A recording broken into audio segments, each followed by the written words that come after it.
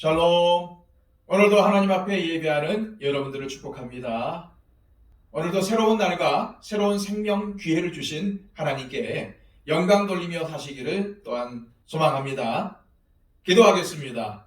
아버지 하나님께서 오늘 하루를 허락하여 주시고 우리에게 하나님을 예배하며 이 하루를 시작하게 하심을 감사드립니다. 아버지 하나님, 우리가 입술을 열 때마다 주님 앞에 감사할 수밖에 없음을 고백드립니다. 하나님, 우리가 무엇이 간데 이렇게 사랑하셨습니까? 우리가 무엇이 간데 지금까지 인도해 주셨습니까? 아버지 하나님, 하나님께서 우리에게 베풀어 주신 은혜를 생각하건대 우리의 말로는 표현할 수 없다는 것을 고백드립니다. 아버지 하나님, 오늘도 하나님께서 주신 은혜에 감격 속에 살아가게 하여 주시고 늘 하나님께 감사하는 마음을 가지고 살아가기를 원합니다. 그리하여 많은 사람들 앞에서도 늘 감사의 말을 하게 하여 주시고 다른 사람들을 세워주고 또한 용기를 주고 위로하는 말을 할 수 있도록 인도하여 주옵소서. 그리하여 나를 통해서 많은 사람들이 화목해 되고 또 마음의 평안을 얻는 그러한 사람이 되기를 원합니다. 아버지 하나님, 오늘도 우리를 화목의 도구로 사용하여 주시고 하나님의 기이한 은혜를 전하는 자로 세워 주옵소서. 오늘 하루도 주님께 의탁하오며 예수 그리스도의 이름으로 기도하옵나이다. 아멘.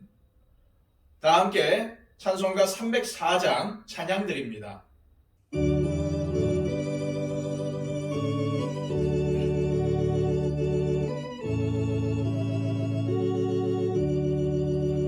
그 크신 하나님의 사랑 말로 다 형용 못하네.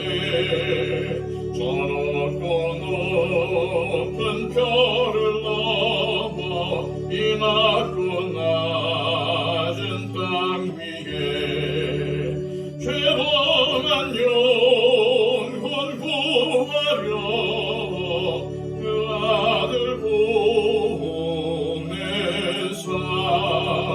화목 죄를 삼으시고 죄 용서하셨네. 하나님 크신 사랑은 증명다 못하네. 영원히 변치 않는 사랑 선보여 찬양하세.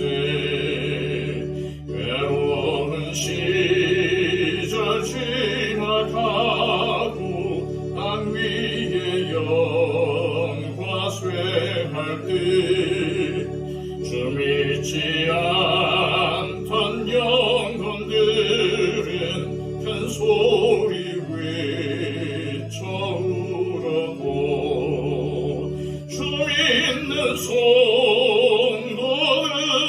성도들에게 큰 사랑 베푸사 우리의 죄 사했으니 그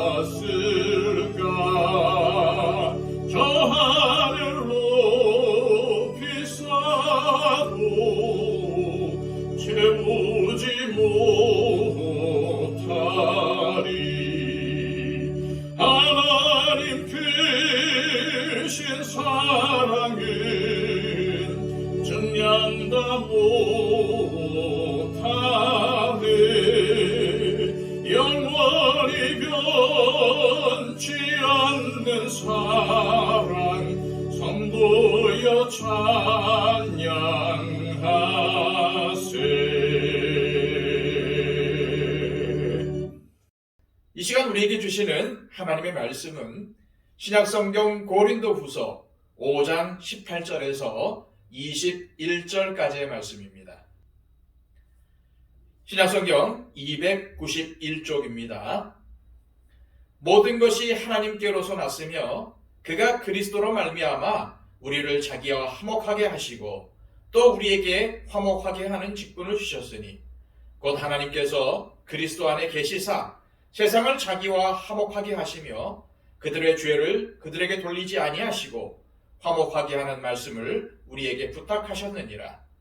그러므로 우리가 그리스도를 대신하여 사신이 되어 하나님이 우리를 통하여 너희를 권면하시는 것 같이 그리스도를 대신하여 간청하노니 너희는 하나님과 화목하라. 하나님이 죄를 알지도 못하신 이를 우리를 대신하여 죄로 삼으신 것은 우리로 하여금 그 안에서 하나님의 의가 되게 하려 하심이라. 아멘. 하나님은 천지를 창조하실 때 인간만은 하나님의 형상대로 지으셨습니다. 하지만 인간이 하나님의 말씀에 불순종하여 죄를 범하게 되고 죽음이라는 형벌을 받게 됩니다.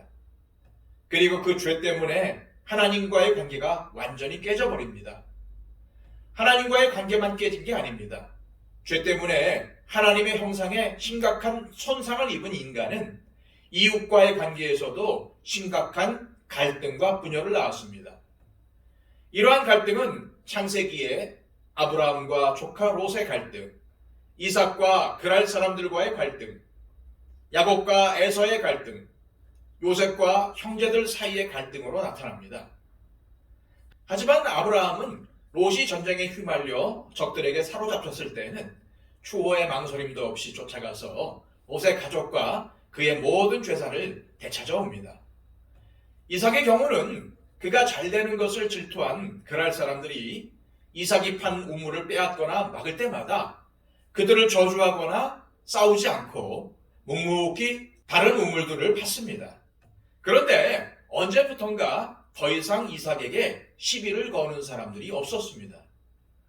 야곱은 그의 쌍둥이 형인 에서와 갈등하면서 형의 장자권과 축복권을 가로챈 후 형의 보복이 두려워서 도망갔지만 야복강가에서 하나님의 축복을 받은 후 형 에서와 극적인 화해를 합니다. 요셉은 형들의 시기와 질투 때문에 노예로 팔렸고 노예로 일했던 보디발의 집에서 억울한 누명을 뒤집어쓰고 수년간 감옥에 갇혔지만 애굽 왕의 꿈을 해몽해준 계기로 애굽의 총리가 됩니다. 뿐만 아니라 나중에 아버지인 야곱과도 상봉을 하고 형제들과도 화해하는 축복을 받게 됩니다. 이처럼 창세기는 인간이 죄를 짓고 하나님과의 관계가 틀어진 사실과 하나님의 형상이 파괴된 인간이 서로 갈등과 대립을 반복하는 장면을 보여줍니다. 하지만 아브라함, 이삭, 야곱과 요셉의 삶을 통해서 어떻게 이러한 갈등이 화해의 역사로 바뀌는지를 전하고 있지요. 이는 다름 아닌 하나님의 구원의 역사가 화해의 역사를 향해서 나가고 있다는 사실을 알려주는 것입니다. 게다가 이 화해의 역사는 하나님께서 주관하신다는 것을 알려주고 있고 어려운 상황에서도 화해를 이루려고 힘쓰면 하나님께서 복을 주신다는 사실도 알려주고 있습니다.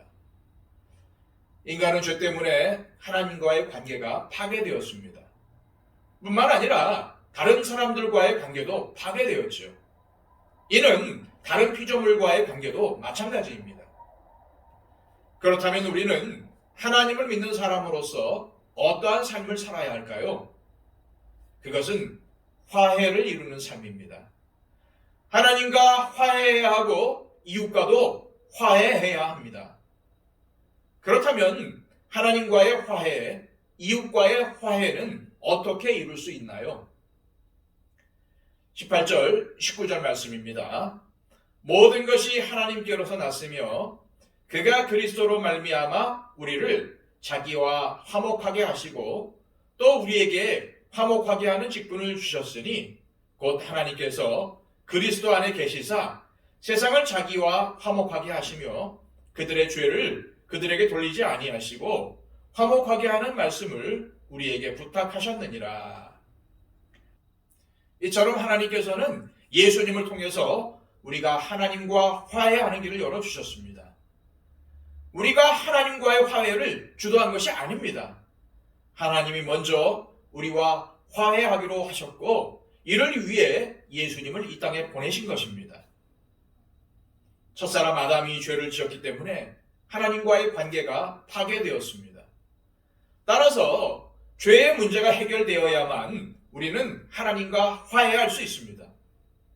하지만 우리가 어떻게 스스로 죄의 문제를 해결할 수 있겠습니까? 결국 하나님이 화해를 주도하실 수밖에 없는 것입니다. 하나님은 예수님을 이 땅에 보내셔서 우리의 죄를 대신 지고 십자가에 달려 죽게 하셨습니다. 죄가 없으신 예수님께서 우리 죄를 대신 지시고 죄인이 되셔서 죽으셨습니다. 그래서 우리가 의롭게 되고 하나님과 화해할 수 있게 된 것입니다. 이제 하나님께서는 우리가 우리 죄를 위해 십자가에 달리신 예수님을 믿기만 하면 더 이상 죄를 묻지 않고 화해하시겠다고 하셨습니다. 이것이 바로 구원의 역사입니다. 이처럼 바울은 우리 죄를 대신 지고 십자가에 달리신 예수님 때문에 하나님과 화목을 이룰 수 있다고 밝힙니다. 그리고 뒤이어 하나님이 우리에게 화목의 직분을 맡기셨다고 합니다. 즉 우리는 하나님의 사신이라는 말입니다. 사신의 주요 임무는 그를 보낸 왕의 뜻을 잘 전달하는 것입니다. 이처럼 예수님을 믿는 사람들은 모두 하나님의 사신으로 부르심을 받았습니다. 그렇다면 하나님의 사신으로서 우리는 어떻게 행동을 해야 할까요? 나를 보내신 하나님의 권위가 훼손되지 않도록 말과 행동을 각별히 조심해야 합니다. 우리가 머무는 자리가 분열과 다툼과 시기와 경쟁과 질투의 자리가 되지 않도록 해야 합니다. 우리는 하나님이 맡기신 화목하게 하는 일을 우리의 사명으로 여겨야 합니다. 하나님과 사람의 관계를 화목하게 하고 사람과 사람과의 관계를 화목하게 해야 합니다. 바울이 오늘 본문에서 말씀하는 화목은 1차적으로 하나님과의 화목입니다. 우리는 그 어떤 것보다도 하나님과 화해하는 것을 가장 우선으로 여겨야 합니다. 그러나 예수님을 믿고 하나님과 화해한 성도는 하나님의 사신답게 평화의 사신이 되어야 합니다. 우리를 통해서 분열과 다툼과 시기와 경쟁과 질투와 상처가 치유되고 회복되어야 하죠. 우리가 먼저 죄를 미워하고 죄를 짓지 않아야 합니다. 우리는 다른 사람에게 하나님의 축복의 통로가 되어 주어야 합니다. 하나님과 화목한 사람은 반드시 이웃과도 화목을 도모하게 되어 있습니다. 만약 이웃과 서로 싸우면서 내가 하나님과 화목한 상태에 있다고 믿는 것은 말도 되지 않습니다. 이런 이유로 바울이 왜 고린도 교인들에게 하나님과 화목하라고 했는지 알 수 있습니다. 바울은 고린도 교인들에게 20절에서 너희는 하나님과 화목하라 라고 간곡히 권합니다. 사실 고린도 교인들은 이미 예수님을 믿고 있었기 때문에 하나님과 화목하라는 말씀이 조금 이상하게 들릴 수 있습니다. 하지만 그렇지 않습니다. 예수님을 믿는 것은 과거형이 아니라 현재형이기 때문입니다. 과거에는 예수님을 잘 믿었지만 현재는 믿음이 식어버렸을 수도 있기 때문입니다. 그러므로 우리는 계속 예수님을 믿으면서 하나님과 화목하는 삶을 살도록 애써야 합니다. 그런 이유로 바울은 고린도 교인들에게 간절히 하나님과 화목하라고 호소한 것입니다. 그러나 여기에는 또 다른 의미도 있습니다. 고린도 교회에는 화목이 많이 깨져 있었습니다. 고린도 전서를 보았지만 고린도 교회 안에 얼마나 갈등과 분열이 심했습니까? 그래서 바울은 하나님과 화목하라고 간절히 호소했던 것입니다. 왜 그럴까요? 하나님과 화해한 성도라면 당연히 이웃과 화목하게 지낼 수밖에 없기 때문입니다. 만약 이웃과 갈등하고 다투면서 내가 하나님과 화해했다고 믿는 것은 심각한 모순이라는 것입니다. 그래서 우리는 성경이 가르치는 대로 하나님 안에서 용서와 화해의 삶을 살아야 합니다. 왜냐하면 하나님의 구원 역사가 용서와 화해를 지향하기 때문입니다. 우리가 그렇게 할 때에 하나님의 축복이 우리와 함께 있고 또 우리와 함께하는 이웃도 축복을 받게 됩니다. 또한 세상 사람들이 우리를 하나님의 사신으로 인정하고 우리가 전하는 복음의 메시지에 귀를 기울이게 될 것입니다. 이 시간 기도하실 때에 우리 모두 예수님 안에서 먼저 하나님과 화목한 삶을 살게 해달라고 기도하시기 바랍니다. 또한 하나님이 우리에게 화목하게 하는 직분을 주셨다는 것을 기억하고 나의 가정, 직장, 사업체에 화목을 이루게 해달라고 기도하십시오. 또한 나의 이웃과도 화목하게 지내며 내가 먼저 용서하고 손을 내밀 수 있게 해달라고 기도하시기 바랍니다. 또한 우리 더처치 안에 하나님의 화평과 화목을 이루어 주시고 성도들 간에도 화목을 이룰 수 있는 아주 귀한 화목의 교회가 되게 해달라고 기도해 주시기를 바랍니다. 그리고 또한 우리의 중보가 필요한 분들을 위해서 기도해 주시기를 바랍니다. 육신적인 연약함을 갖고 있는 분들을 위해서 기도해 주십시오. 그리고 또한 여러 가지 어려움과 고난 가운데 있는 분들을 위해서도 기도해 주십시오. 또 여러 가지 기도 제목과 소망을 가지고 있는 분들을 위해서도 기도해 주시기를 바랍니다. 박영채 집사님과 이복진 권사님의 회복을 위해서도 기도해 주십시오. 또한 온 세계를 다니면서 복음을 전파하는 선교사님들을 위해서 기도해 주시기를 바랍니다. 다 함께 기도하겠습니다.